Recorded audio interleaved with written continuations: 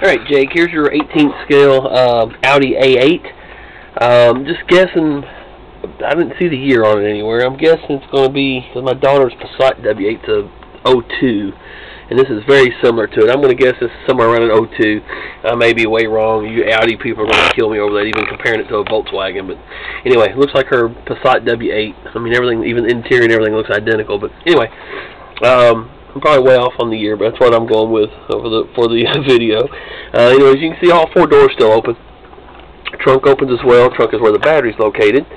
I'm going to try to locate it under the intake right here for you in the engine compartment, and did a little bit of cutting and kind of mess around with it. The only way it could have been done was actually disable the steering, way the front wheels would mount and everything. And I didn't really want to get into that and end up messing something up and have to replace the model completely. So ended up just fixing it back and putting the battery in the trunk, and as you can see, it does fit fine.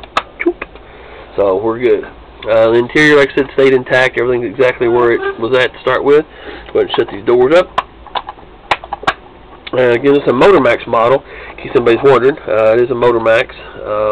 Pretty decent model, and like I said, pretty detailed inside and everything too as well. We'll go ahead and shut the hood down.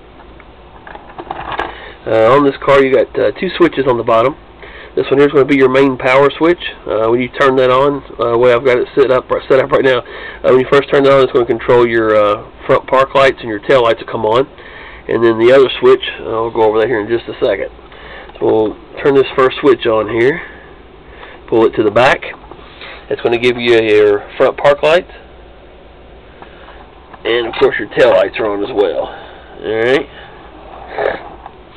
Now, hit this other switch, the one on the passenger side, pull it to the rear. That's going to turn on your low beam lights and your auxiliary for driving lights, your fog lights. As you can see, it's going to drown this out, but you can still see your amber lights are on as well.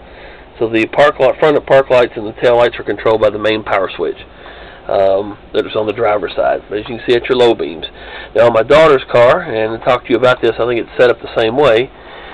When you turn her high beams on, it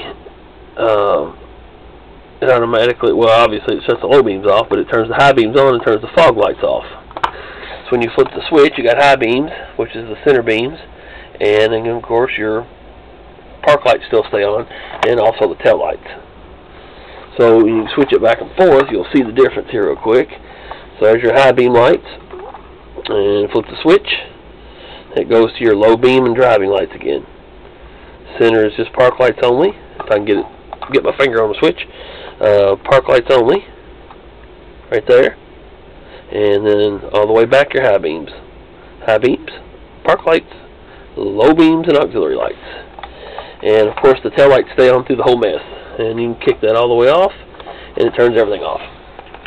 So anyway, turned out pretty cool. I went ahead and added the little extra switches for you. You just mentioned headlights and tail lights, and while I was in it, I went ahead and added the extra switches. Just did a wax job on it just a second ago. I need to clean it up just a notch, but other than that, I think it looks pretty daggone good.